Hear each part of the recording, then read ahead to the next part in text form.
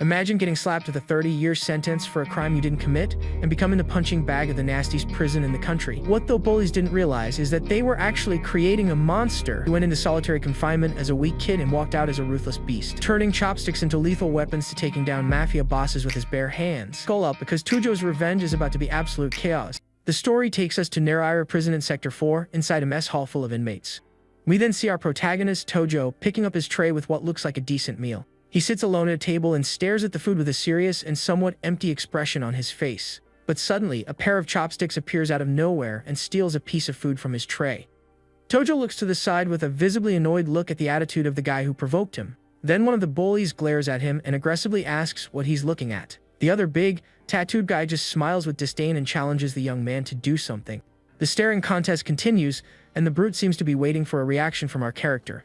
Without a second thought, the bully simply spits on our protagonist's food with an air of superiority. But Tojo stands up and tells the guy to eat it all, warning that there will be consequences if he doesn't. The two criminals aren't intimidated and ask what his problem is and if he has no manners. And then the brute calls him a killer, which clearly hits a nerve with the protagonist. Tojo then stomps hard on the table and promises to get revenge on everyone who framed him unjustly. He lunges at the bully, wanting to make him feel the same suffering he felt. Our hero's face shows an uncontrollable fury as he goes on the attack. With that, the big guy is completely shocked by the boy's unexpected and violent reaction. In a swift move, he uses the chopsticks as a weapon and goes straight for his opponent's face. At that, a lot of red liquid splatters everywhere, staining the mess hall floor. The bully falls to the ground with the object stuck in his eye, feeling immense pain from the blow. The scene then cuts to 2 weeks earlier, showing a table full of fancy food and drinks. We see Tojo in a fancy room looking at someone who is currently out of view. He thinks about the girl he likes, Mio Karasawa, and decides he's going to confess to her today. Mayo then announces she's going to the restroom and hands the microphone to a friend as our hero watches. She walks away and goes through a door, giving one last look back in the young man's direction. With that, the protagonist stands up, determined to finally reveal his feelings for her. Then the young man heads towards the restrooms to find the girl and talk to her. He finds her in the hallway and gets a little nervous as he approaches to say what he feels. The young man calls her name and says he has something to tell her, and Mayo asks why he looks so serious. Embarrassed, he declares his feelings, asking if she wants to go out with him, because he's liked her for a long time. The girl is surprised by the unexpected confession and seems a bit awkward about how to respond. She then says she's happy but isn't looking for a boyfriend right now and apologizes to him. After the rejection, Mayo simply turns her back and walks away, leaving the protagonist behind. Tojo is in complete shock from the rejection and can't believe what just happened. Back at the table, he takes out his frustration by crushing a drink can with all his might. The table is now filled with empty cans and bottles, showing that he drank a lot to drown his sorrows. He chugs can after can, trying to forget the painful rejection he just suffered. Even though he already looks drunk, the young man grabs another drink to keep going. Eventually, he passes out at the table while his friends continue the party, singing karaoke. Our hero is completely out of it and mumbles something while drooling a bit on the table. When he wakes up, he realizes he's alone in the dark room and wonders where everyone went. Still a bit drunk, he opens the room's door and looks down the hallway with a confused expression. There, he comes across a cordoned-off crime scene and wonders what could have happened. At that moment, a police officer grabs him from behind abruptly, taking the young man completely by surprise. The officer then confirms his identity, accusing him of extremely serious and shocking crimes. The young man is completely confused and asks who he took out, while the officer reports the capture of the suspect. Tojo freezes upon hearing Mio Karasawa's name and tries to process the terrible information. In complete desperation, he yells that it's impossible and tries to push past the scene's caution tape. The young man clings to the caution tape, still unable to believe what is happening. His face shows pure dread and confusion as he begins to understand the gravity of the situation. He then sees Mio on the ground, unresponsive in a terrible scene, and thinks it must all be a lie. The scene shifts to a courtroom where a judge sentences him to 30 years in prison for the crimes. The victim's relatives are furious with the decision and wonder why he didn't receive the highest sentence. In shock, our hero can't react and wonders how his life got to this point. He has a glimpse of Mio smiling and questions if this is all just a horrible nightmare. With tears in his eyes, the protagonist desperately insists that he didn't commit the crime. Then the young man's father stands up and defends him, saying his son is innocent and is being wronged. But the girl's mother accuses him of still making excuses and says he is unforgivable for what he did. 3 men then stand up and furiously go after Tojo's father in the middle of the courtroom. They violently assault the man and knock him to the ground while the protagonist screams for his father. Tojo screams desperately, begging them to stop the assault, unable to do anything. Even while being beaten, the young man's father yells for him not to worry, that he will prove his innocence. Back in the present, the scene takes us to our protagonist's cell in the prison. Inside, he is surrounded by a group of inmates led by an intimidating guy. He and other newcomers are lined up while the veterans look them over with contempt. Holding his things, one of the guys asks Tojo what crime brought him there. The young man is intimidated by the threatening glare of the big, tattooed guy and can barely answer. Then another inmate hits him from behind and yells at him not to ignore their boss. With tears in his eyes, the young man insists he did nothing and that it was all a setup. But the leader doesn't seem to believe him and with a cold look, tells the newcomer to come closer. The protagonist obeys and stands before the brute, not knowing what to expect. Without warning, the big guy lands a powerful kick right in our hero's stomach. The force of the blow sends him flying backward and he hits the cell floor hard. The guy lifts him up and asks if he's the one responsible for the crime, and the young man denies it again. Annoyed that he's still denying it, the boss orders another guy to hit him with another kick. One of the aggressors says he can't stand people like him and challenges him to react somehow. The leader then gets tired of the situation and tells his henchmen to tie our character up. They grab him tightly while the young man yells and tries to break free without success. His hands are tied firmly with a rope, leaving him completely defenseless. One of the henchmen approaches with a sadistic smile and asks if he still thinks he can resist. And then he delivers a violent punch to the protagonist's gut, who suffers from the impact. The brutal beating continues, and the young man endures the blows, gritting his teeth in pain. The inmates use him as a punching bag and assault him nonstop while he's tied up.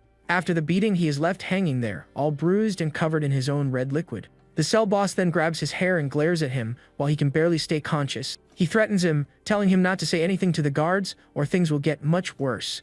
The brute reinforces the warning, but our hero glares back at him with deep hatred in his eyes. Sometime later, a guard calls the protagonist for a private talk in the hallway. The officer then reveals devastating news that the young man's parents were in an accident. He also asks about other relatives, as life in there will be tough without financial help from the outside. The guard insists on the question, but the young man is in complete shock and can't say a word. With tears streaming down his face, he finally answers that he has no other living relatives. The officer then sighs and says he no longer cares about his fate, dismissing him coldly. The guards leave to get something to eat, leaving our character alone and completely helpless. With that, the scene takes us back to the mess hall, showing the same tray of food from the beginning. And we see Tojo again sitting at the table, but now with a look completely transformed by pain. Again, one of the bullies approaches and steals a piece of his meal with the chopsticks. This time, the protagonist glares back at him with silent fury and a dark determination. The henchman gets angry and asks what he's looking at, while the boss just watches the scene. The other criminal smiles with disdain and challenges him to do something, thinking he won't react. But the boss notices the change in the newcomer's eyes and becomes alert to the tension in the air. The bully repeats the provocation and spits on our protagonist's food to humiliate him. But this time, Tojo stands up with a cold look and tells the guy to eat everything he spat out. The criminals laugh at him and ask what's wrong with his face and if he has no manners. Then the brute calls him a killer, which unleashes all the pent-up anger inside the young man. With that, he remembers Mia's rejection and how his life fell apart from that day on. The image of his father being beaten while promising to prove his innocence also comes to his mind. He recalls the humiliation of being tied up and beaten by those same inmates in the cell. And he wonders why he had to suffer so much with all these injustices in his life. The young man then concludes that he has already lost everything and has no reason to hold back anymore. Thinking that no one would care if he were gone, his hand trembles with rage, tightening its grip on the chopsticks. The word killer echoes in his mind and a dark, terrifying smile forms on his face. But he decides he can't be gone just yet, as he has a new purpose to keep on living. So he stomps hard on the table and vows to get revenge on every single person who framed him. He lunges at the bully, promising to make him feel the same suffering. His face twists into an expression of pure fury and an uncontrollable thirst for vengeance. The big guy is completely shocked and speechless at the newcomer's explosive attitude. In the blink of an eye, he leaps and attacks the brute, using the chopsticks as a sharp weapon. The attack is precise, and a lot of red liquid splatters everywhere from the impact of the blow. The bully falls to the ground with the object stuck in his eye, screaming in pain from the serious injury. He writhes on the floor, hand on his face, letting out an agonizing scream of pure pain. The henchman panics and screams for his boss, who is on the ground agonizing in pain. Without hesitating, Tojo punches the wall with force and screams at all of them to just get lost. With that, one of the bullies gets enraged and goes after our hero from behind. But the protagonist turns with a sadistic smile, looking ready for more. Another inmate is terrified by the violent scene and starts to break out in a cold sweat from fear. The young man then drops the chopsticks on the floor and gets ready to fight with his bare hands. He lands a devastating punch on one of the henchmen who had attacked him in the cell earlier. With a crazed look, the young man thinks that since he's going to be gone anyway, he's going to take all those wretches with him and continues the assault without mercy. The opponent's face becomes completely disfigured by the force of our hero's blows. The criminal falls backward, already unconscious after receiving the series of punches. Tojo transforms into a shadow of fury and continues to attack the other inmates. Another bully is on the ground with his face all bruised and covered in red liquid. Then one of the henchmen tries to pull the protagonist off the boss, who is still down. He yells for the young man to let go of his boss and tries to land a punch to push him away. The henchman is shocked to see that his attacks have no effect on our hero. With a glazed-over look, Tojo seems to have completely lost his sanity in the middle of the fight. Just then, the prison guards finally arrive and shout, asking what's going on. One of the officers grabs the protagonist by the shoulder to try to contain the widespread chaos. And without a second thought, the guard punches Tojo in the face for causing trouble. But the punch has no effect, and Tojo just turns his head with a look full of hatred. The guard panics and orders the injured man to be taken to infirmary, threatening the other inmates. At that, our protagonist lets out a deafening scream of pure rage and frustration. He then dodges another blow from the guard with surprising agility. The officer is completely confused by the young man's reaction and speed. He then yells that the young man is trying to run into the wall and tells the others to hold him. With that, several guards and inmates join in to try to restrain our hero. They finally manage to hold him, but the young man continues to struggle with all his might. Tojo keeps screaming desperately while being held back by the others. The scene then takes us to an infirmary where we see an IV being administered. Our protagonist is in bed and seems to have lost the will to live, not having eaten for days. A doctor tells the guard that if he continues like this, his life will be in danger. When the doctor leaves, an old janitor appears at the door of the young man's room. The elderly man starts sweeping the hallway floor near where the young man is. Then the janitor tells the protagonist that he shouldn't throw his life away. Tojo looks at the old man with an empty gaze, showing no apparent reaction. The man asks who will clear his parents' names if he departs like that. The old man's words have an immediate impact, and the young man's eyes widen in shock. He sits up in bed and asks what the janitor just said to him. The man then asks if he has ever considered if what happened to his parents was really an accident. Tojo gets out of bed and asks what the old man is trying to say. The janitor reveals with a smile that it was no accident, and that his parents were eliminated. Furious, the young man grabs the man by the collar and demands to know how he has this information. The old man says there's always something behind it, and asks directly if the boy committed the crime. Our protagonist denies it on the spot, saying firmly that he did absolutely nothing. The man then concludes that it was a setup, and that his parents found proof of his innocence. The young man realizes that makes sense, and says he always found everything very strange from the start. He remembers the scene and wonders who the culprit could be, and the motive for it all. With tears of rage streaming down, he grits his teeth thinking about all the injustice. With a new purpose, he yells that he can't be gone until he can avenge his parents. The janitor gives a satisfied smile upon seeing our hero's new determination, but he warns that in his current state, Tojo won't do anything and that Goriki wants to finish him. The young man replies that it's okay and that there is a way for him to survive. Impressed by his courage, the old man says he liked his attitude and his grit. He then proposes that if Tojo survives Goriki, he might help him with a little something.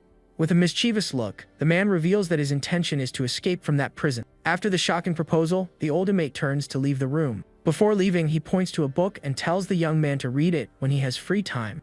Tojo then picks up the book from the table as the janitor walks away down the hall.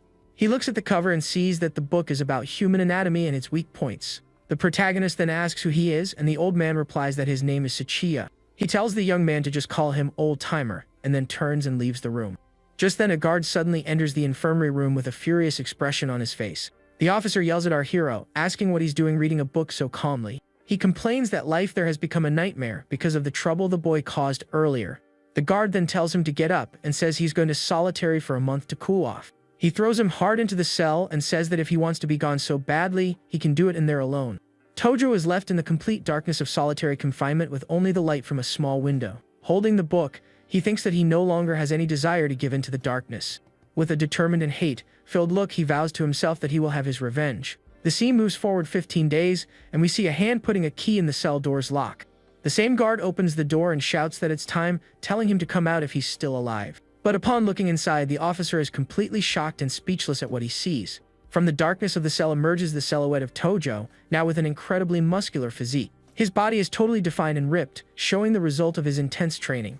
The guard stammers, asking what he's been doing in there, and the young man says it was nothing much. With a sinister smile, he claims he was just reflecting on his sins. Next, the scene takes us to the prison yard where several inmates are working. Our protagonist walks with firm, confident steps across the yard with a new posture. One of Goriki's henchmen spots him from a distance and seems surprised to see him around again.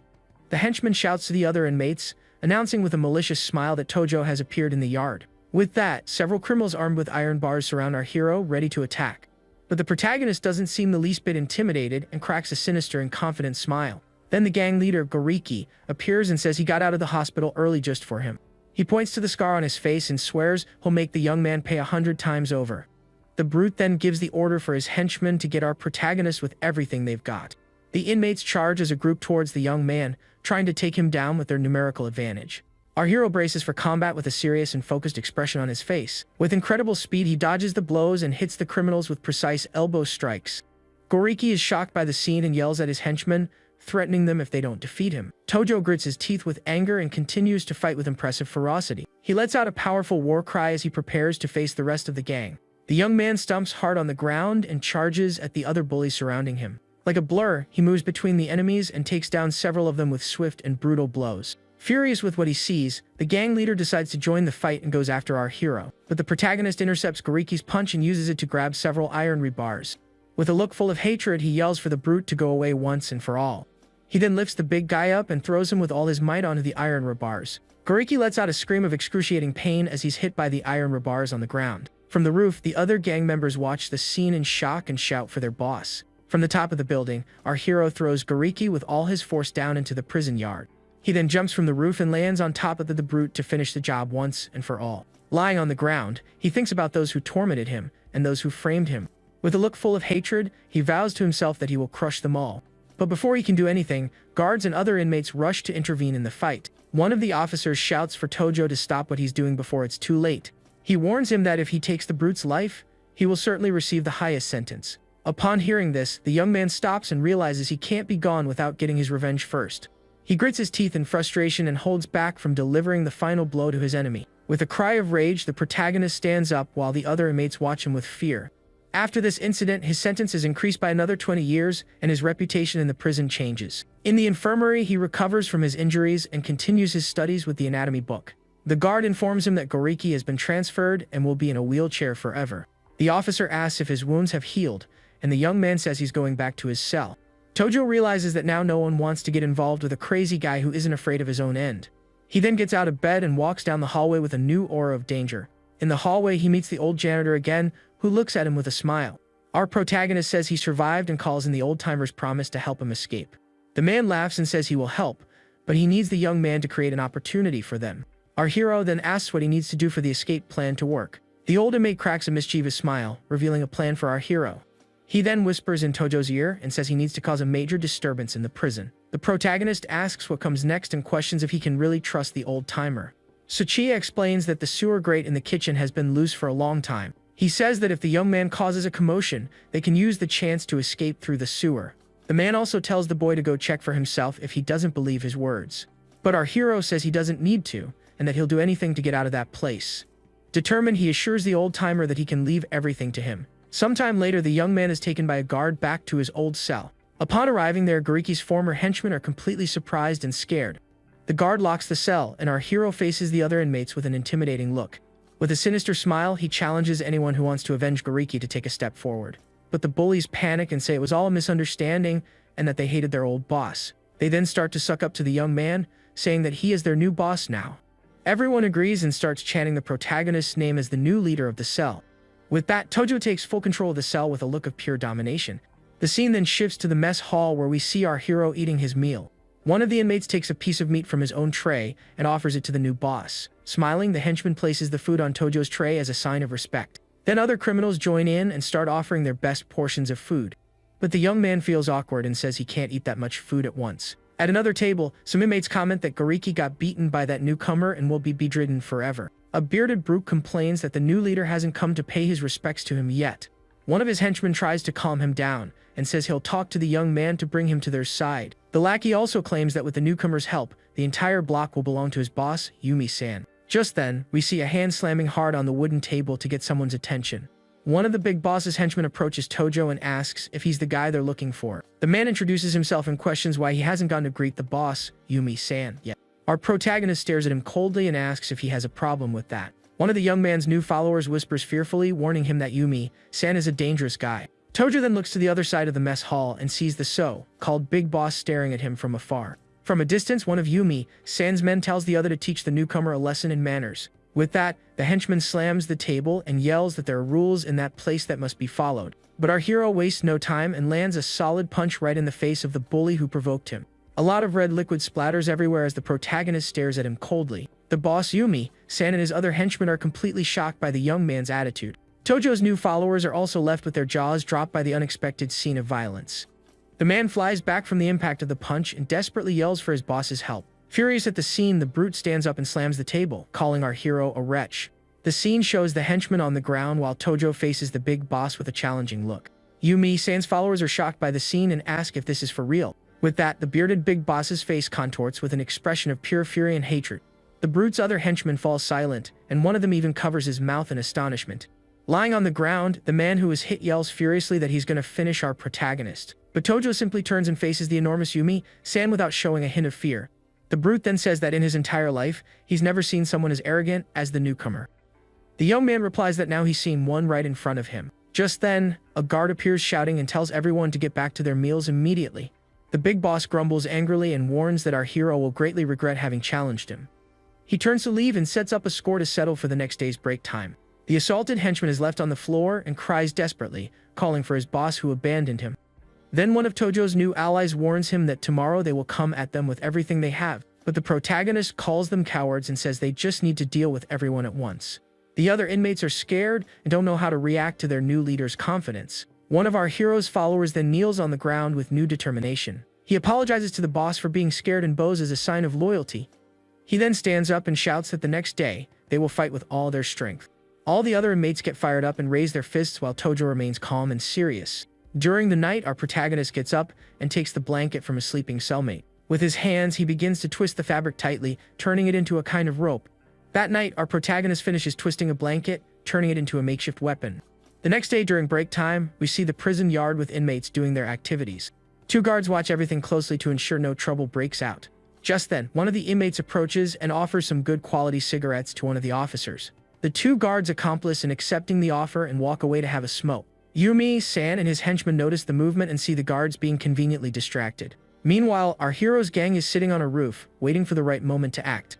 One of his followers then informs the boss that the enemies have finally arrived at the meeting spot. With that, our protagonist cracks a confident smile and seems more than ready for the fight. He then turns to his men and asks them all to show their determination in the battle. The two gangs run towards each other, and the huge brawl finally begins in the yard. One of our hero's allies lands a powerful punch to the face of one of Yumi-san's henchmen. The man takes a bad beating, and his face is covered in red liquid from the force of the blows he receives. Another of the young man's followers also joins the fight and lands a devastating blow on another enemy. One of the rivals looks back and sees that the guards are still far away and won't help. Finally, one of the guards notices the fight and complains angrily that another brawl has started again. The fight continues with the protagonist's gang completely dominating Yumi-san's henchmen. The guards start running and blowing their whistles, desperately trying to control the situation that has gotten out of hand. Just then, our hero lands a flying kick with all his might right on the back of the big boss Yumi-san. The brute grits his teeth in pain and surprise from the young man's sudden and powerful attack. Amidst the chaos, one of the guards tries to use his baton, but is stopped by an inmate. The officer yells that this is a violation of the rules and orders a security team to be called quickly. The yard floor becomes covered in red liquid as the widespread chaos continues. Just then, one of Tojo's followers looks around with a visibly worried expression. He then realizes the boss has vanished in the middle of the fight and wonders where he went. Meanwhile, our protagonist takes advantage of the distraction and quietly escapes into a building. Inside, the old-timer congratulates him on a job well done and says they can finally escape now. With a smile on his face, the elderly man tells our hero to follow him without wasting any more time. The two then walk hastily down a hallway towards the planned escape route. They reach the kitchen, and the old-timer stops right in front of the sewer grate he mentioned. Without much difficulty, the elderly man lifts the heavy metal grate, revealing the passage. He then turns to the young man with a satisfied smile that his plan is working out. Our protagonist stares at the passage with a serious and determined expression on his face. The old-timer uses a tool to finish loosening the grate while Tojo waits for the signal. The entrance to the dark and dirty sewer opens up, revealing the path to their long-awaited freedom. One of them steps into the filthy water of the tunnel and begins the journey through the darkness of the sewer. The old-timer warns that the smell is horrible, but that he needs to hang in there for a while. Our protagonist covers his nose to try to endure the unbearable stench of that place. They continue moving through the dark tunnel as several rats scurry past them. The sewer is completely infested with rats everywhere, creating a disgusting scene. The old-timer then announces that they have finally reached their destination at the end of the tunnel. They arrive at a large metal grate that appears to be the final exit from the sewer. Our protagonist then asks what they are going to do now to get out of there. But the elderly man tells him to relax because he has already made all the necessary arrangements. He reveals that he's been there a few times before and managed to loosen one of the iron bars. With that, the old-timer tells the young man to push the bar hard to open the passage. Tojo approaches the grate and with a bit of effort, manages to dislodge the metal bar. The passage is open, and they can finally get out of the sewer to freedom. But upon getting out, our hero is surprised by an unexpected attack from his companion. The old-timer shoves a sharp object into the young man's chest with a malicious smile on his face. He says that the protagonist's mission ends there, and that he will grant his wish to be gone. From the blow, Tojo stumbles backward and falls to the ground, feeling immense pain. The man then turns and starts to walk away, leaving the young man behind. But our hero manages to grab the old-timer's leg before he can escape. The traitor is shocked to see that the young man is still alive and looks at him in surprise. Tojo then says he found it strange that a complete stranger would help him like that.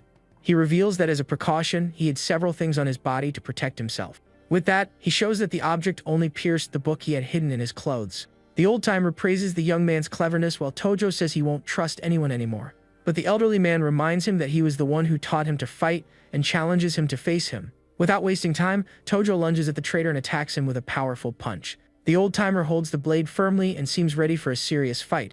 He then says there's only one chance to win and blames the young man's navy if he loses. But our protagonist is not fazed by the taunt and faces the challenge with determination. With a swift move, he throws the twisted, wet blanket on top of the enemy, and taking advantage of the distraction, he lands a devastating punch right in the elderly man's face. The old-timer falls to the ground screaming in pain and desperately covers his face with his hands. He then realizes it's lime and asks when the young man managed to prepare all that. Tojo reveals that he knew about the blade and the acid thanks to a guy who snitched on the plan. Even blinded, the traitor gets up furiously and swears he will take the protagonist down with him. But our hero shows a vial of poison and asks if he's looking for that. In a flashback, we see that the young man switched the vial of acid for one of water without the old-timer seeing. The old man's face twists into a mix of shock and pure rage at the revelation. Furious, the old-timer attacks with the blade, but the young man easily dodges the blows. Our protagonist then counterattacks with another precise punch right on the enemy's chin. And to finish it off, he lands a powerful kick that sends the traitor flying far away. Down and defeated, the old man admits that he was truly naive to underestimate the young man. Tojo then picks up the blade and says he won't make the same mistake again with him. The old-timer laments that it's a shame to be defeated by someone like our protagonist. Without hesitation, our hero delivers the final blow to the traitor, ending it all at once. To make sure, our hero takes the vial of acid and pours it over the old-timer's body. He then thanks the traitor for making him a step stronger with everything that happened. Finally free, he walks down a dirt road with the city skyline in the background. The young man closes his eyes and takes a deep breath, feeling the scent of freedom for the first time. He then ties pieces of meat to his back with some makeshift straps. Then he throws the improvised package of the water to serve as bait and a distraction. Free and with a new purpose, he tells himself that now it's time for his revenge. The scene then shifts to a diner where some prison guards are eating. The owner of the place comments that they are looking for the escapee who hasn't been caught yet. One of the guards confirms and says he thought there were 2 escapees, not just one. The owner then explains that the young man was found without life, while the old man disappeared. With a smile, one of the officers says that the old-timer is not an ordinary person to deal with. He then rips the identification tag off a prisoner's uniform he has. In the guard's imagination, he sees the scene of Tojo pouring acid on the old-timer's body. The diner owner comments that the young man's departure was quite tragic either way. But the officer says he deserved it because he was imprisoned for terrible and unforgivable crimes. Another guard then reveals that the young man's parents stole the autopsy report to prove his innocence. The officer is shocked by the revelation and starts connecting the dots of the whole story. He realizes that the parents were eliminated so that the truth would never come out. Meanwhile, in the same diner, a man in a cap stands up, seemingly having heard everything. One of the guards calls out to the man in the cap, and the young man slowly turns to face him. The officer doesn't recognize him and just stares at him with a serious and slightly suspicious expression. He then warns him not to wander around too much because a dangerous fugitive on the loose in the city. With a calm expression, our protagonist says he understands the prison guard's warning. Elsewhere, we see a well-dressed man walking and whistling calmly down the street. Our disguised hero observes him from a distance and starts following him without being noticed. The man continues his walk and wonders what he's going to eat when he gets home later. But suddenly, he is surprised from behind, and a blade is pressed against his neck. The young man panics and says he has no money as he's just a part-time employee. Our protagonist tells him to shut up and answer his questions honestly. He then asks who instructed him to set up Gakyu Tojo, and the man is shocked. The young man asks what he meant by you too, and the man becomes visibly nervous. He yells for our hero not to get involved and threatens him, telling him to leave immediately. Tojo has a flashback of his friend Yuji and wonders if he was also hurt because of him. Without a second thought, he shoves the blade into the man's leg with all his might. As the young man screams in pain, our protagonist takes off his cap and asks who did that to Yuji. The man is terrified upon finally recognizing his attacker and asks if he is Tojo. Our hero ignores the question and demands to know who made him give false testimony in court. But the young man refuses to talk and says the mastermind is not someone he can defeat. Angered by the man's stubbornness, our protagonist assaults him with a series of punches. With the blade to his neck, Tojo pressures him and gives him one last chance to cooperate. Scared, the young man says he doesn't know who the mastermind is, but reveals that Rei Amano paid him. Our protagonist is surprised by the name and wonders who this Rei Amano could be. He remembers her and realizes that since she's Mayo's best friend, she must know the whole truth. Furious and full of hatred, he demands to know where this girl can be found. The man begs for his life and reveals that she works as a hostess at the Grandia nightclub.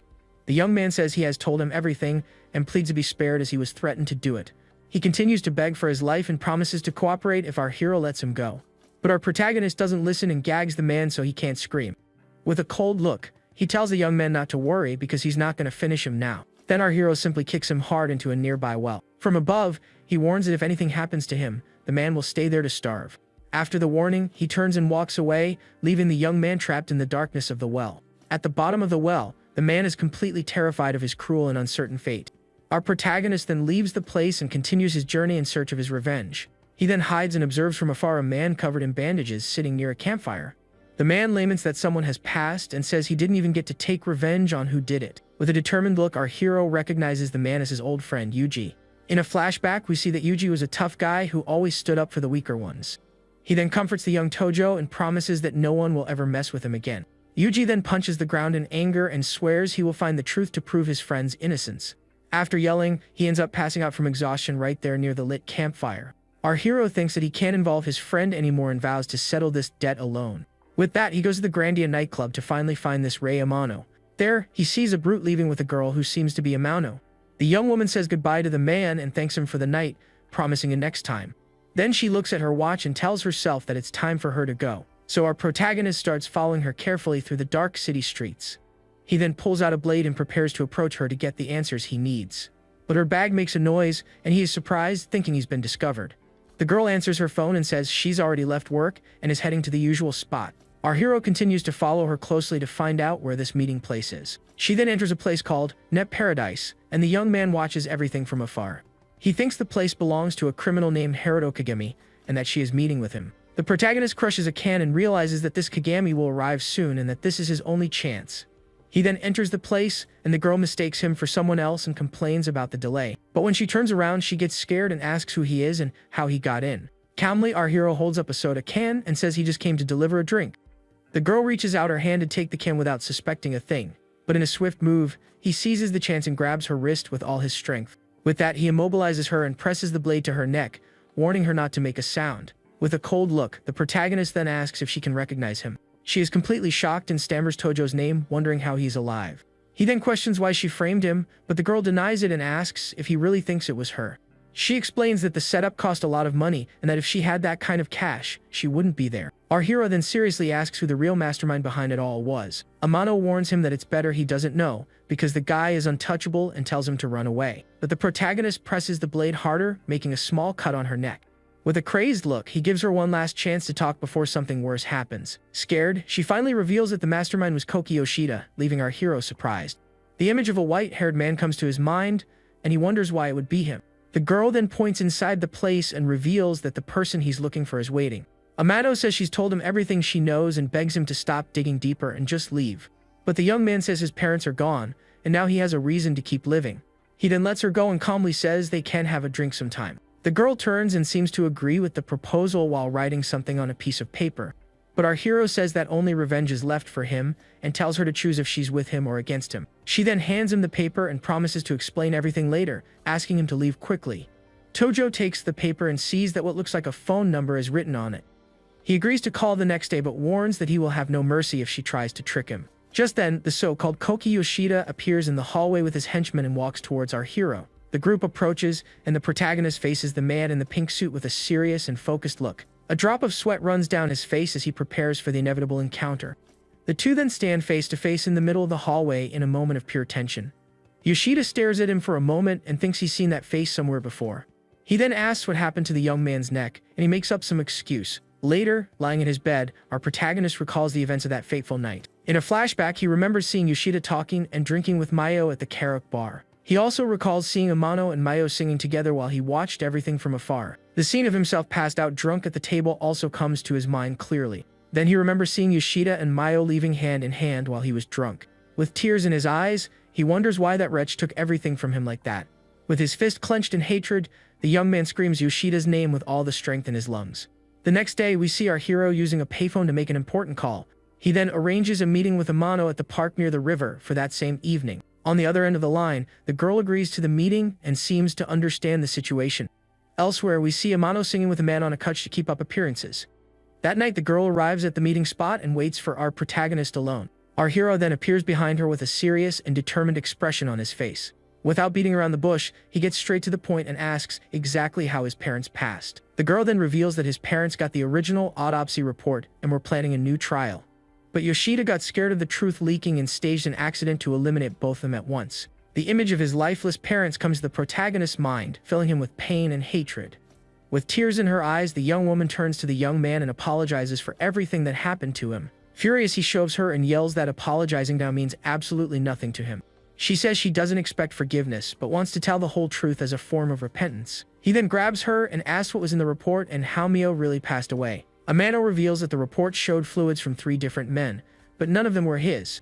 Our protagonist is completely shocked by the revelation and can't believe what he just heard. She continues and says that Yoshida and his friends offered money, and Mio went willingly. In a flashback, we see the villain offering a card to the girl while other men watch. Mayo then asks with a mischievous look what kind of fun they had in mind for the night. Amado says they forced her to use substances, and with a high dose, she couldn't take it and passed. The scene shows Mio at a party while a guy offers her more substances to use. Then, a man forces her to consume a white powder against her will in the middle of the party. One of the guys then takes her to a room and bothers her while she is completely defenseless. Suddenly, they realize she isn't moving and panic at the unexpected situation. Tojo is devastated and can't believe the girl he loved was that kind of person. Angrily, he holds her tightly and asks why they decided to frame him of all people. She explains they needed a culprit and used the story of the confession to create the sham. With a dark look, our protagonist asks if everything she told him is really true. Amano reveals that Yoshida also threatened her life, which is why she also hates him very much. With his fists clenched in hatred, the young man vows to himself that he will crush the villain no matter what. But the young woman warns him that after the incident, Yoshida's father hired 8 bodyguards for him. She explains that they are all professionals and that he will never get close, so he should run away.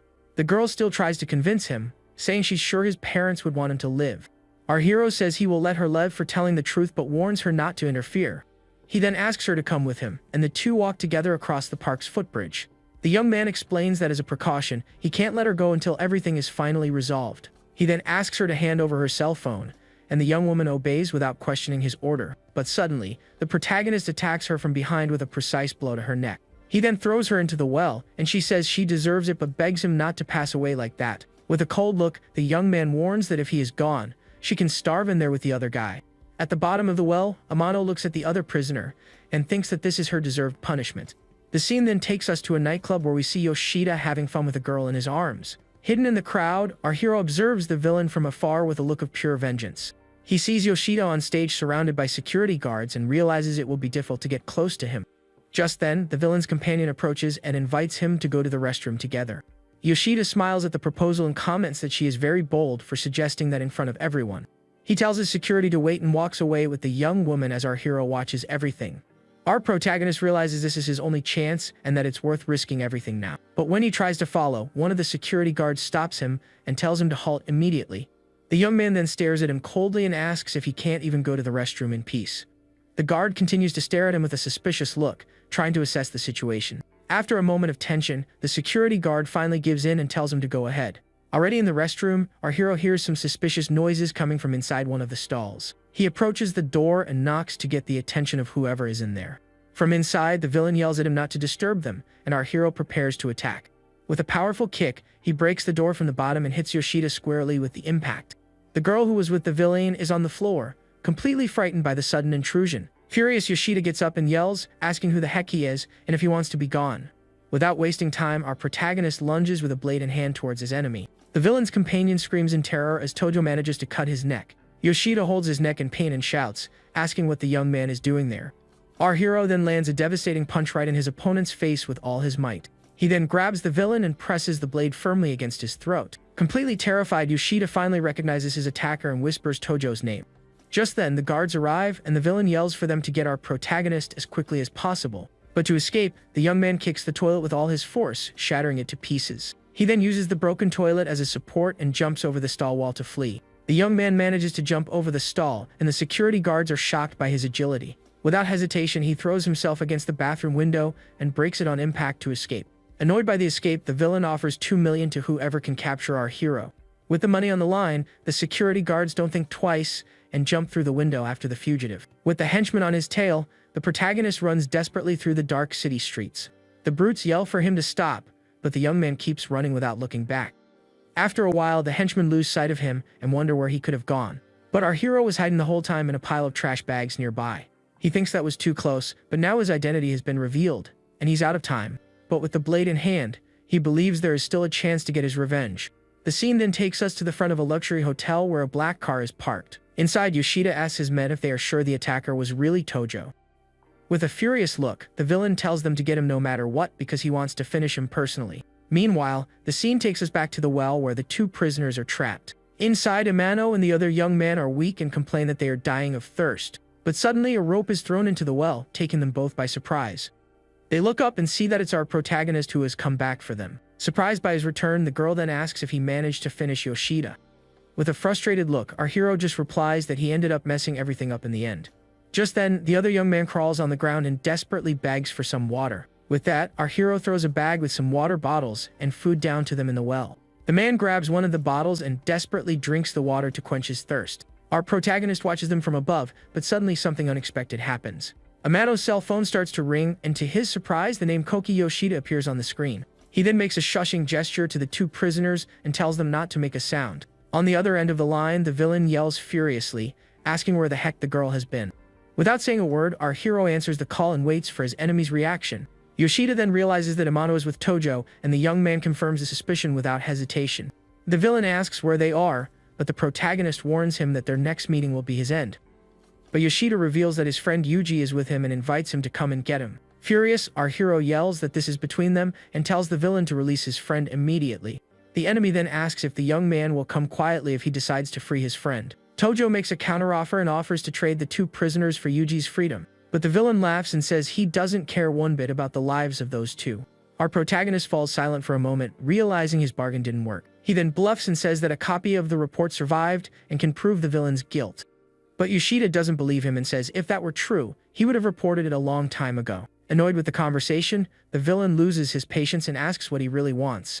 The young man then shouts that he just wants to clear his name because he doesn't want to be gone yet. He thinks that he wanted to finish the enemy with his own hands, but now he has no other choice. Yoshida then proposes a deal and offers money and protection if he brings the copy of the report. Our hero listens to the whole proposal over the phone with a serious and focused expression. With a determined look, he accepts the deal and tells the villain to send the meeting location. Then the protagonist hangs up the call, ending the negotiation with his greatest enemy. The two prisoners panic and warn him that it's obviously a suicide trap. But Tojo coldly replies that he already knows that, and unfortunately, there's no other way. He then throws the cell phone on the ground and says he might not come back and that they can do whatever they want. Desperate, Amano grabs him and yells that he's going to meet his end because he doesn't even have the copy of the report. The young man says he can't drag Yuji into this anymore and that this is his last chance.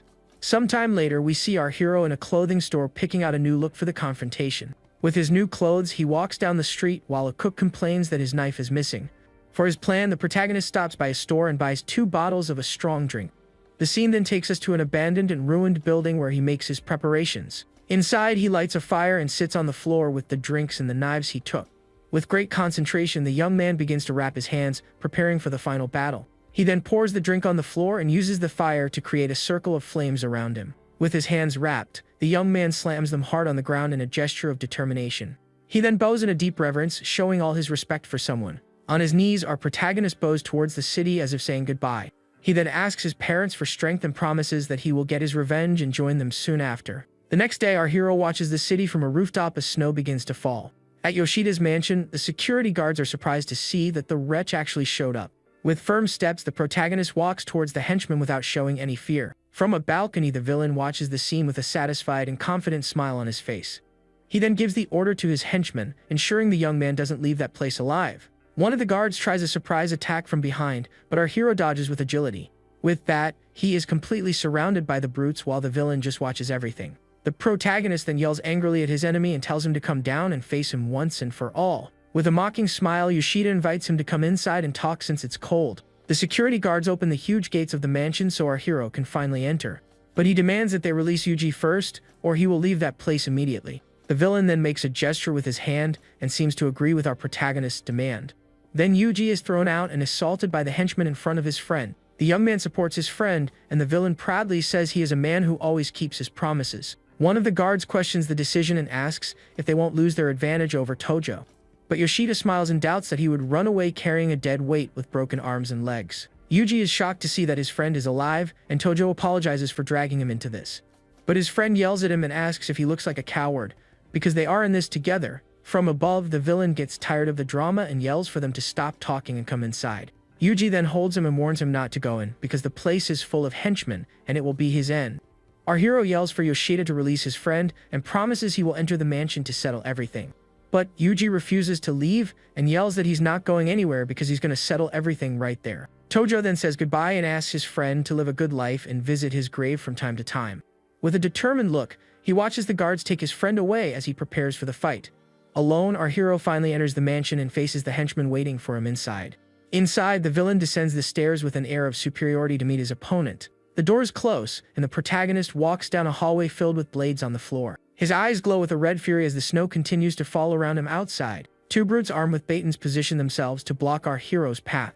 From the top of the stairs, Yoshida asks if he finally brought what they agreed on before. But the young man replies that he's not an idiot and asks if the villain thinks he would bring something so important. Angered, the enemy yells for him to stop stalling and asks if he thinks he's afraid of that. With that, the henchmen charge as a group towards the protagonist, ready for the attack. But our hero reveals 2 bottles of drink and tells them not to be tense and to have fun. The villain looks at him with disdain and asks if that is some kind of gift for him. The camera focuses on the 2 bottles of drink that the protagonist holds firmly in his hands. At that moment, a pair of elegant shoes enters the scene, drawing everyone's attention. At the mansion's door, an imposing man appears with the silhouette of other henchmen behind him. Yoshida is completely shocked and asks what his father is doing in that place. With a serious look, the man replies that he is there to clean up the mess his son caused. With that, Yoshida's father's henchmen bring in a gagged Yuji and Amano into the mansion. Our protagonist is completely surprised to see his acquaintances captured like that. The 2 hostages look defeated and hopeless as they are watched closely by the brutes. The man then says that if you're going to do something, do it right and without leaving any trace behind. The villain is shocked and asks if his father is going to eliminate everyone since Amano was on their side. But the older man calls him knave and questions if he really thinks the girl is loyal to him. He then reveals to everyone that she was the one who leaked the autopsy report to our hero's parents. Tojo is speechless at the revelation and looks at the young woman, trying to understand the whole situation. Furious with the betrayal, Yoshida slaps the girl violently across the face with all his might. He yells at her and calls her a traitor for stabbing him in the back after taking his money. But Amano confronts him and says that despite everything, her heart is not rotten like his and the others. The young woman also reveals that she couldn't stand seeing the young man's parents searching for witnesses everywhere. The villain's father gets angry and kicks her hard, promising that he will bury her along with Tojo. The man then turns to the protagonist and asks if he is the so-called Manabu Tojo they are looking for. Our hero replies indignantly that he made him go through all that without even knowing his face. With a cruel smile, the man says he doesn't need to know people who are worth less than insects. The older man then gets straight to the point and demands to know where the copy of the autopsy report is. But the young man cracks a defiant smile and firmly assures him that he will never tell him. The 2 then stare at each other in a tense silence with everyone's fate hanging in the balance. Yoshida's father then signals to his henchmen, who prepare to act at any moment. The man boasts that the forces supporting him are far beyond the young man's imagination. He also claims that it doesn't matter where the report is because when the young man is gone, everything will be over. With a cruel smile, the man says that, by the way, he has something to tell our hero. He then reveals that the men who eliminated his parents are right there in front of him now. Upon hearing this, our protagonist's face contorts into an expression of pure fury and hatred. His wrapped hand trembles with rage as he clenches his fist with all his might. With that, he screams the man's full name with an uncontrollable and overwhelming anger. The young man then yells that even an insect fights back and throws one of the bottles with all his force. The bottle shatters on the floor, spreading the flammable liquid all over the mansion's floor. One of the henchmen steps in the liquid and slips, surprised by the young man's sudden attack. With that, the brute falls hard to the ground, unable to keep his balance on the wet floor.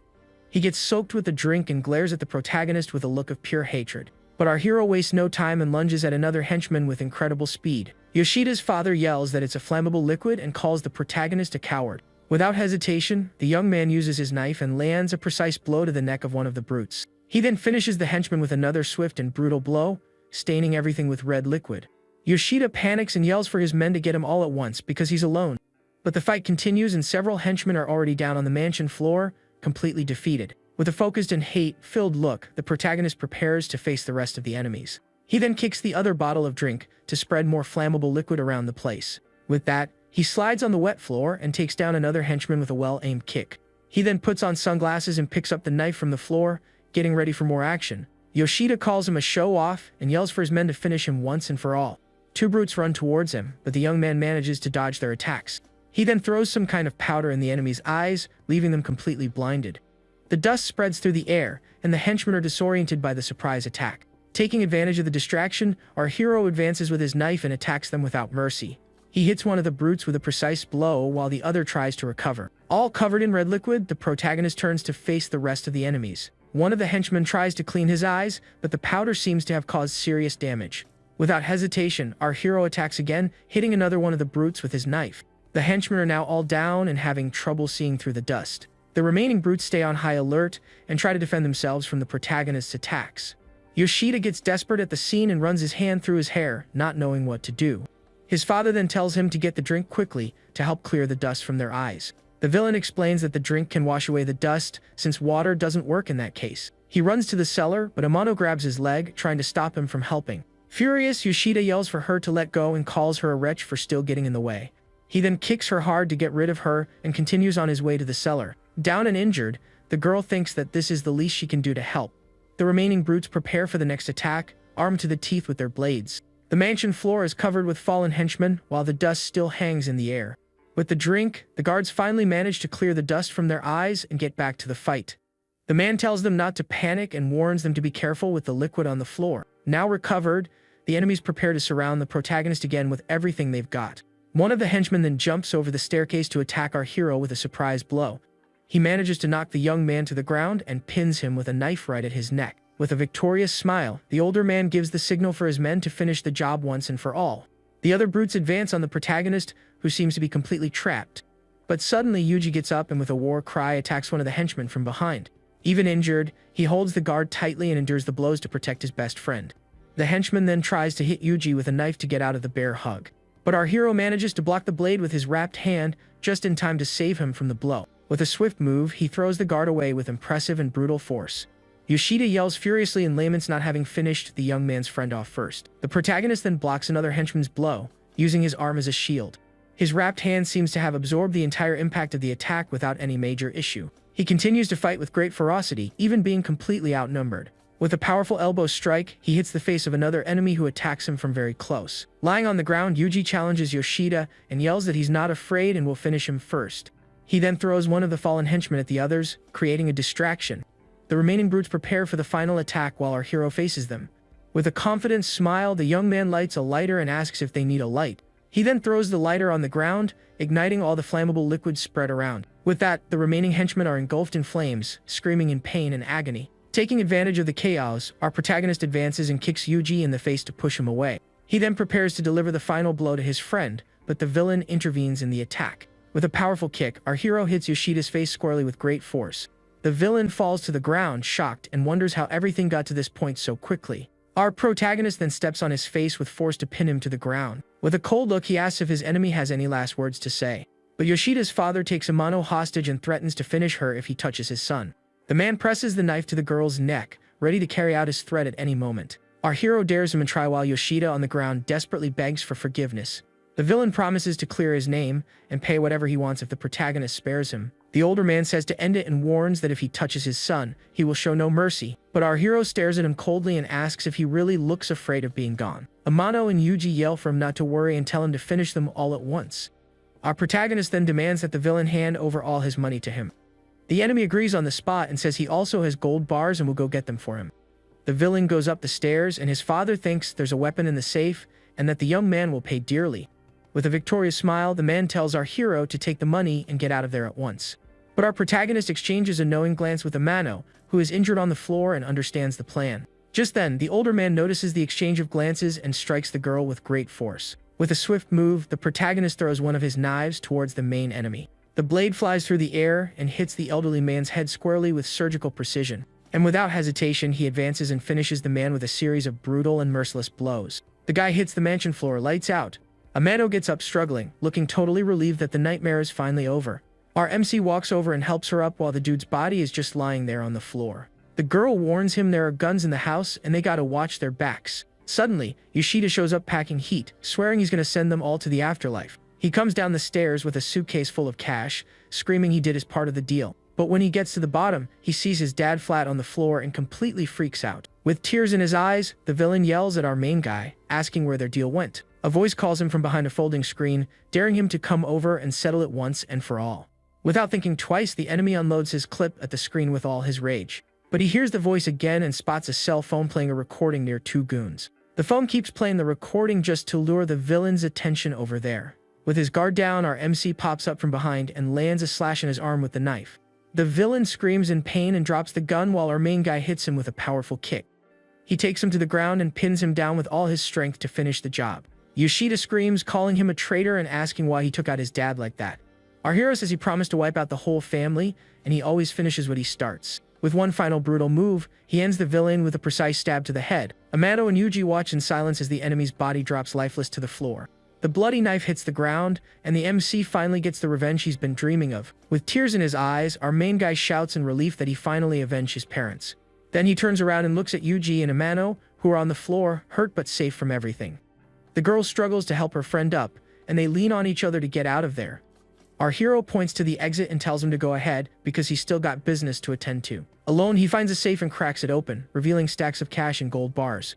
But amidst all the dough, he notices a white envelope hidden in the back of the safe. Curious, the guy grabs the envelope and holds it tight in his bandaged hands. Outside, Yuji and Amano trek through the snow, moving away from the mansion with difficulty.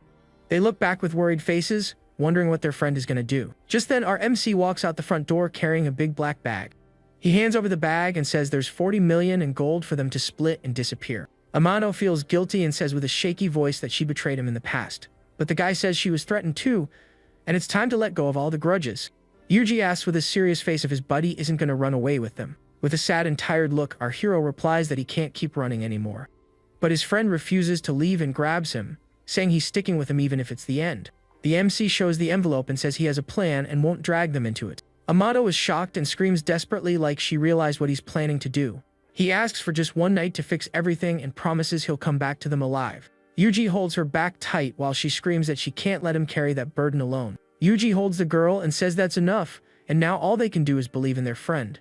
Our MC watches them walking away from the mansion in the falling snow. The scene cuts to a man in a suit standing next to a guy lying lifeless on the ground.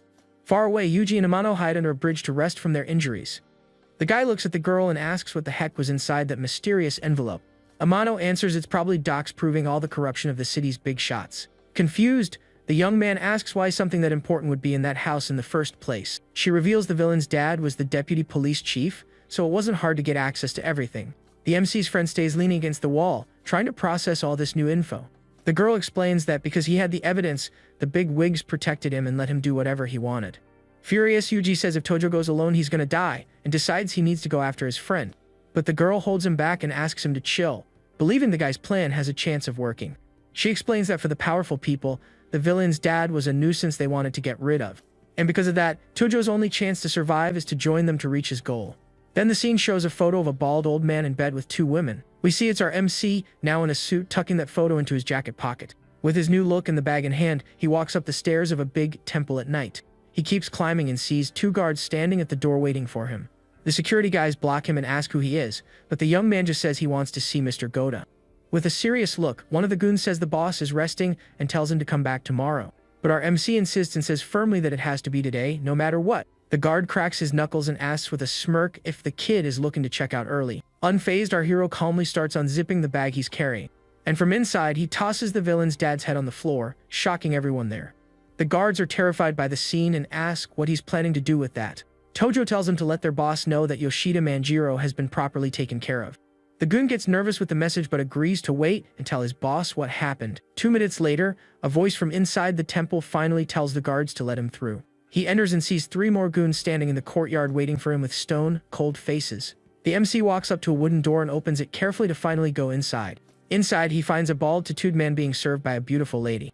The big boss picks up his teacup and gets ready to sip while staring at the newcomer. Analyzing him, the man asks straight up if he's the Tojo everyone is looking for. The guy is a bit surprised by the question and asks how he knows exactly who he is. Goda says Manjiro hired men to handle him and now he's here begging for his life. Annoyed, the boss slams the table and asks how he has the nerve to ask for help after everything. Our MC stays silent, surrounded by the boss's goons staring him down. Tojo dares him to end it if that's what he thinks, or else listen to his proposal till the end. Looking serious, he holds up the envelope and asks what the boss thinks of what he's got. Goda smiles, calls him interesting, but asks for a good reason to keep him alive. The woman takes the envelope from our MC's hands to hand it to her boss. She walks with the envelope toward the big boss waiting at his wooden desk. The man opens it and finds the compromising photo of the old guy with the girls. But the boss doesn't look impressed at all and asks if the kid thinks he can blackmail him with that. Tojo says it might not matter to him, but for the higher-ups it does, because he's got worse evidence. With a confident smile, he asks if the man knows how many people he's taken out just today. Then the boss gets ticked off and asks if that's a threat, because the kid isn't on his power level. Our hero says it isn't a threat since he's got absolutely nothing left to lose. He then reveals that if he doesn't report back by midnight, the rest of the evidence goes straight to the cops. The boss still doesn't care and asks what that has to do with his situation right there. The guy explains that the last place he was seen was there, so the big shots will think he's the mastermind. Hearing that, the man is completely shocked and stunned by our MC's audacity. He finally gets the plan and says the kid didn't come to beg for help, but to drag him down with him. Tojo tells him to choose to use the evidence to make more bank or hit rock bottom together. The boss laughs, saying he's a fun kid and reminds him of himself back in the day. With that, the man offers a drink to our hero as a sign of respect and to seal the deal. Without hesitating, the guy grabs the cup and downs the whole thing in one go to lock in the agreement. Then he puts the empty cup back on the tray, wrapping up the chat with the mafia boss. Goda says he'll clean up the mess, but on the condition that the kid works for him starting today. Our MC cracks a slight smile, accepting the offer and his new destiny from then on. Our hero bows and swears to dedicate his life to serving his new boss starting now. Goda orders his heavy hitter Muto to clean up the mess and contact a cop to hush up the case. The brute agrees and turns to leave to carry out his new important mission. Then the mafia boss grabs his cane, leaning against the wooden table to stand up. He tells the girl to treat the kid well and make sure he stays there for the night. But our MC reminds him again that if he doesn't return by midnight, the evidence gets sent. With a smile, the boss tells him to cut the act, because he knows exactly what his real intention is. He states with certainty that the kid never intended to do that from the very start. Our hero smiles and apologizes for getting busted while the boss walks away. Sometime later, the woman enters a room and starts getting ready for the night with the guy. She puts on her stockings carefully and sits on the edge of the bed waiting for our hero. With a seductive voice, she calls him over, saying the boss said to treat him very well tonight. The MC walks up to the lady who is sitting on the edge of the bathtub waiting for him, but suddenly he tosses a dress at her. He says he's exhausted, asks to be left alone in peace, and slams the door in her face. Looking frustrated, the girl seems annoyed by our MC's lack of interest. Meanwhile, our hero chills in a bathtub full of hot water to get some rest. In another room, the boss calmly smokes a cigar while the woman watches him closely from afar. She comments that the guy, as expected, didn't even look at her twice in the room. Goda agrees, saying he's not average since few can suppress their desires like that. The woman asks her boss if she should keep a close eye on our MC. Goda agrees and says that he won't be easy to deal with, but that over time he will discover his weakness. With a serious look, the boss wonders if he can really feel safe making him his new pawn. The lady then turns to the man with a serious expression and says she got the message loud and clear. The next day, we see our hero sleeping peacefully in a comfy bed at the Mafia Temple. Some time passes. Suddenly, our MC's eyes snap open like he just had a nightmare. Startled, he sits up in bed, sweat dripping down his face and looking terrified. Just then, the woman appears sitting on the bed, wishing him a good morning while wiping the sweat off his face. Tojo thanks her for the care and says he's got to bounce, asking her to thank Goda for him. But the lady says there's no rush and shows him the TV remote so he can see something. On the TV, the news reports a fire that resulted in the passing of Yoshida and his sons. The guy is impressed by the speed but asks about the other 8 goons who were there. I.M. explains they were criminals and nobody gives a damn if they go out like that. She then invites him to stop worrying about everything and just enjoy the moment with her right there. With a serious look, our MC gets closer to the lady and asks for her name. She smiles and introduces herself as I.M. Munakata, happy he finally decided to ask. But Tojo apologizes and says he's got something to handle, moving away from her on the bed. With an annoyed look, the woman watches him as he gets up and leaves the room. The scene then takes us back to the bridge where Tojo approaches Amano and Yuji. Seeing him, the girl gets surprised and stands up to welcome him back after everything. With tears in her eyes, Amano hugs him tight and shouts in relief that he's finally safe. She then says with a smile that she knew he'd make it back alive to them in the end. Our MC then says with a serious look that starting today, they won't be hunted anymore. Hearing the news, the girl hugs him even tighter and starts crying tears of relief and happiness. Yuji gets emotional too and asks why she's crying over such good news for them. The scene then shifts to an old, worn-out building where the three of them are crashing, and to a table full of delicious food. Yuji then praises the girl, saying he didn't know she had that kind of talent in the kitchen. Amano brags that she's been living on her own since she was 8 and knows how to get by just fine. With that, the three raise their glasses and make a toast to celebrate the new life waiting for them. They then sit down to eat together and enjoy their first peaceful meal in a long time. After eating, Amano asks Tojo what he plans to do with his life from now on. The guy replies that with the cash he grabbed, he's thinking of opening a small business for them. Yuji gets hyped about the idea and asks with a smile if that means they're presidents now. The girl then tells Tojo that whatever he decides to do, she'll help him with whatever he needs. Yuji looks at the lady and asks if she isn't going to go back to working at that club after everything. She reveals her younger brother has an illness, and that's why she had to work there to help him. The two then toast again, celebrating the fresh start and the new chance life gave them. Sometime later, we see Yuji sleeping deeply on the living room sofa, completely out cold. Our MC then lies down on a mattress on the floor to get some rest. With his eyes open, he stares at the ceiling, seeming to think about everything that went down. Just then, Amano shows up wearing his shirt and asks if he'd let her stay there with them. The guy says there's only one bed and a sofa, so he'll sleep on the floor so she can take the bed. But the lady stops him and puts a hand on his shoulder to get his attention. She says his wounds haven't healed and invites him to sleep together in the same bed. The two then lie down side by side but without touching each other at any point in the night.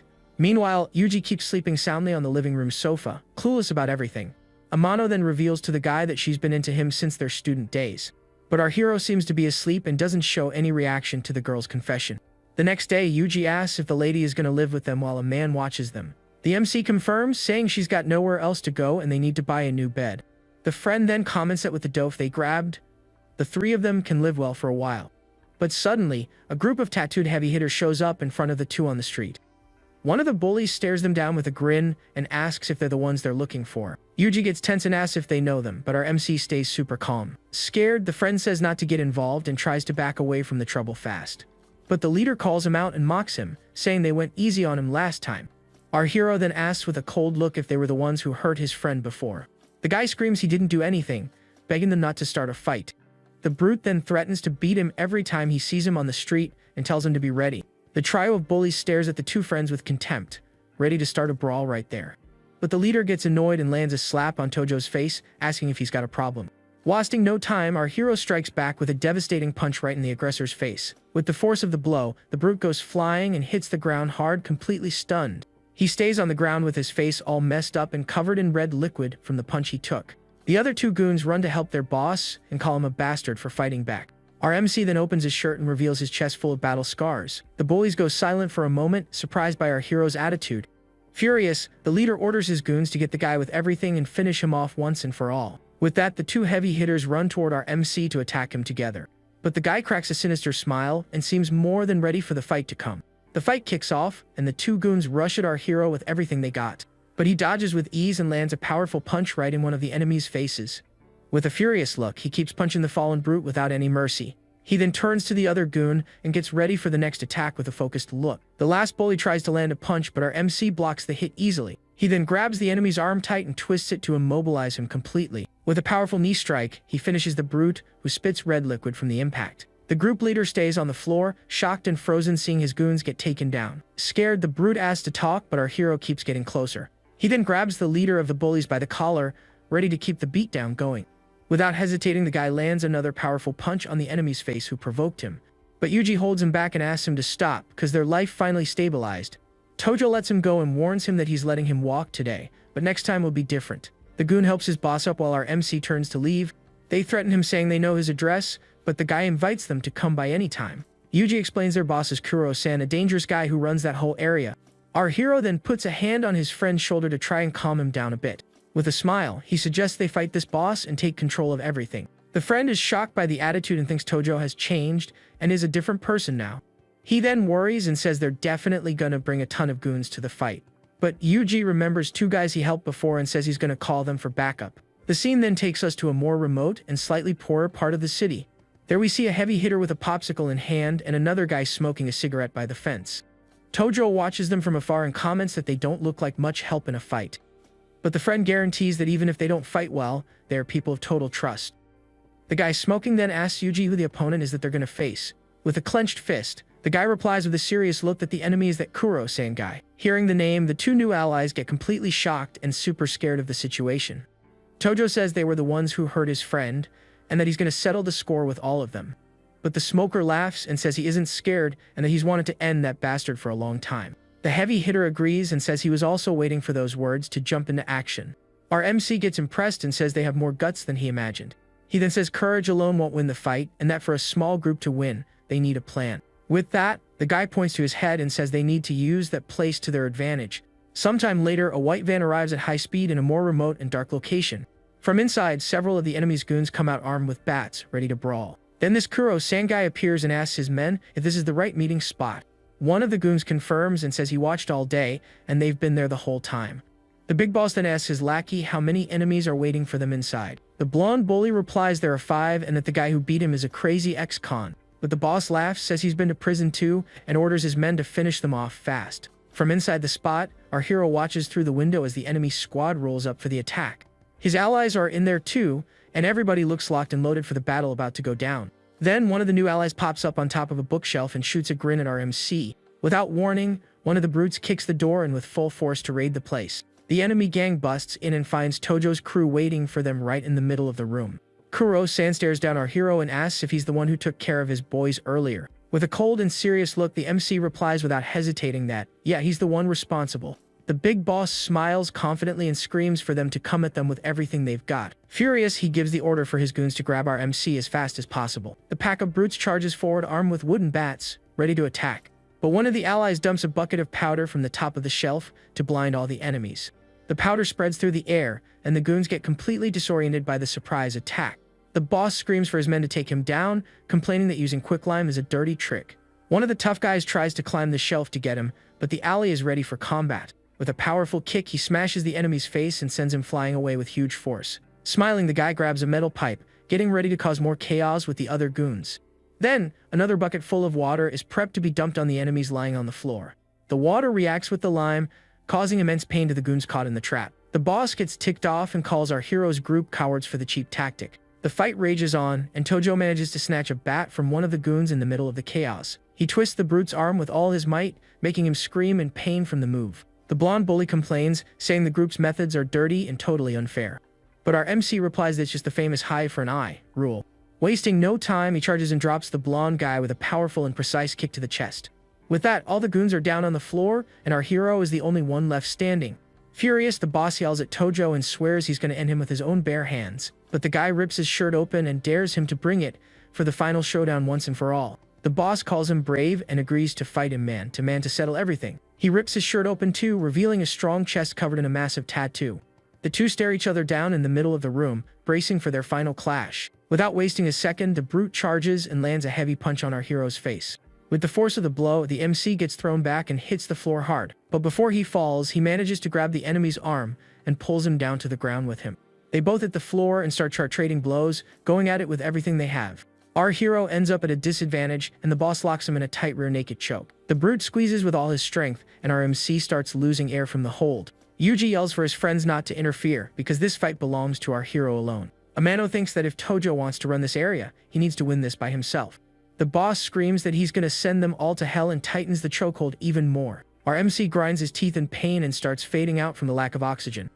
He then remembers all his friends and how they supported him up to this moment. Yuji and Amano ask if he's sure he doesn't want to call for backup for the final battle. The brute calls him a shrimp and says he'll never beat him, not even in his dreams. But our hero manages to stand up and stumps the ground hard to break free from the choke. He breaks loose, and the two separate for a second in the middle of the room again. The MC then charges and lands a combo of powerful punches right on the enemy's face. The boss is completely shocked and stunned by the power and speed of the hits.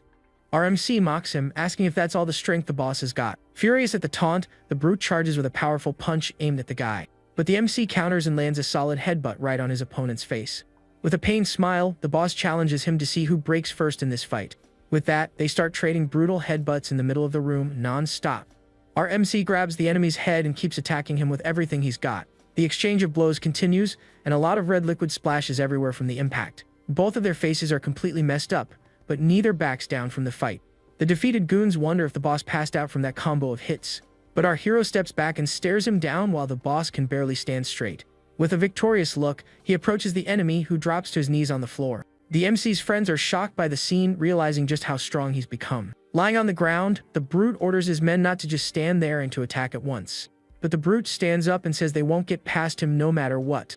Amano then shouts for them to stop, because the fight is finally over with the boss's defeat. The enemy falls to the floor exhausted, leaning against the wall so he doesn't pass out completely. With a winning look, our hero says he lost, and that now the score is settled. But he turns around and says he still hasn't paid for what they did to his best friend Yuji. Without thinking twice, he kicks the boss in the face with full force to finish the job. The brute goes lights out for good and hits the floor completely defeated. With his face all smashed up, the boss screams in pain and rage on the floor, totally beaten. The blonde goon then yells that he already called his cousin on the force and nobody's escaping. Our hero doesn't flinch and says he'll wait for the cops to arrive, no problem at all. One of the allies panics, saying they need to bail or they'll all get arrested right now. But the MC calmly picks his shirt up off the floor, getting ready for what's coming. He tells his friends to chill, because nobody is getting arrested and they're gonna wait. The smoker still doubts it, saying they might be completely screwed in this situation. But Yuji calms him down, saying it's all good and to trust his friend. Just then, footsteps are heard, and the cops finally arrive at the scene of the chaos. An officer asks what's going on there, seeing all the brutes lying on the floor. The blonde guy points at the group and accuses our hero of starting the whole brawl. The cop stares at the MC and ironically praises him for having the guts to beat up his cousin. Our hero gets the picture and realizes that's why the boss was so arrogant. The officer says it's too late now, and that he'll have forever to think about his stupidity in prison.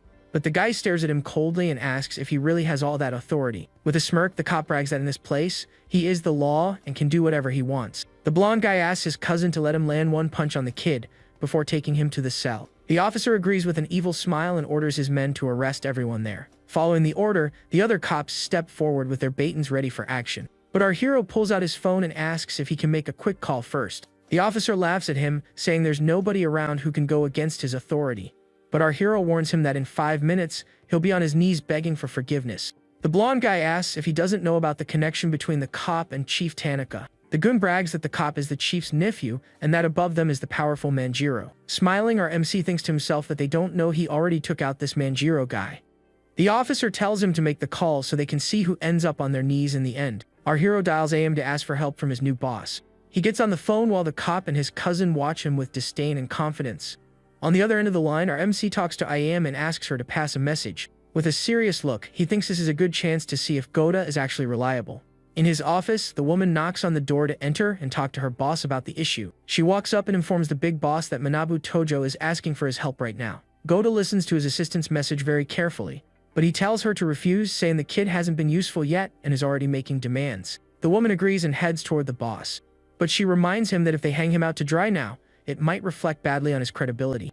IM says trust is a two-way street and that he still has him in the palm of his hand. The boss caves and orders Muta to handle it, but warns that Tojo is going to pay dearly for this. Back at the fight, the cop mocks him, asking what happened to all that big talk from before. Our hero stays silent, wondering if Goda has no intention of actually saving him. The cop gets tired of waiting and orders his men to take everyone to the station at once. But suddenly, one of our hero's new allies grabs one of the officer's hands tightly. The cops are surprised by the brute's attitude as he stares them down with a serious look.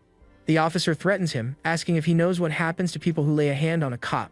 The blonde guy screams for them to give up and stop resisting, because they're finished. One of the allies looks at our hero, wondering if this really is the end for them. But suddenly, the cop's phone starts ringing with a call from his chief at the station. He screams at his subordinate, saying he really messed up this time. The officer is confused, saying he was just arresting some thugs on the street. On the other end, the chief asks if he isn't talking about Manabu Tojo by any chance. Terrified, the cop confirms the suspicion his boss, who sounds super pissed off at him.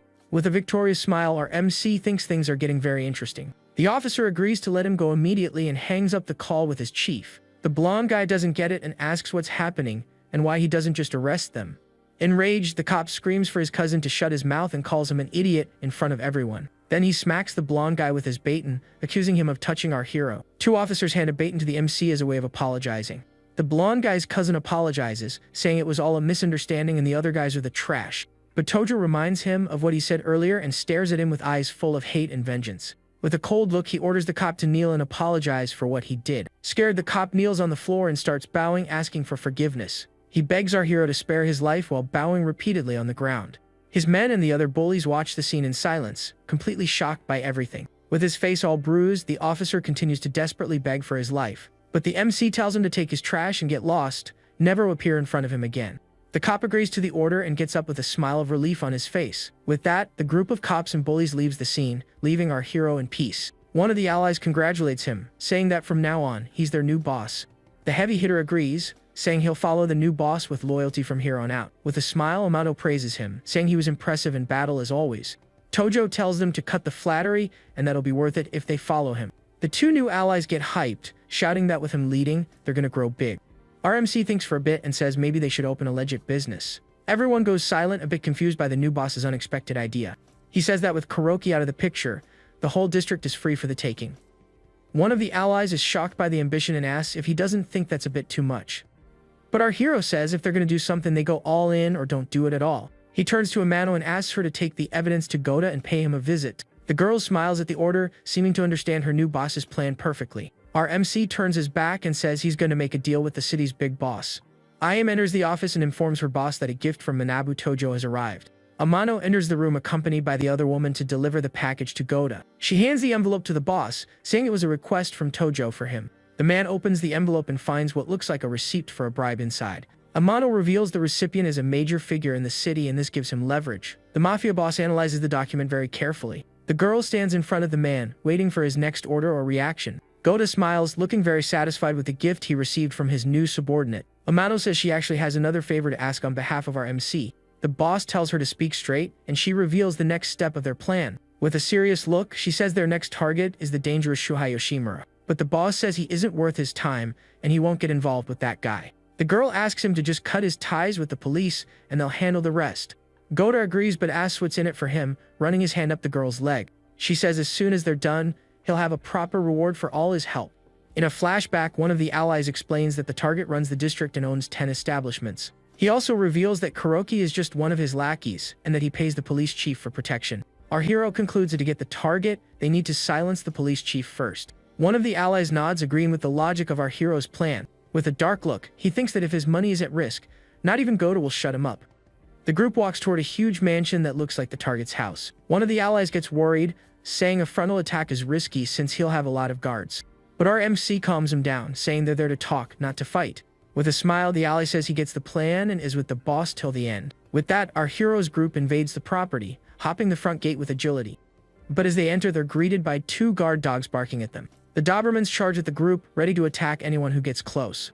With an intimidating look, our MC tells them not to be scared because they're just puppies. The dogs get spooked by the guy's aura and stop advancing, afraid of his presence. The dogs see him as a true apex predator. The 2 dogs calm down and back away, terrified of their powerful new opponent.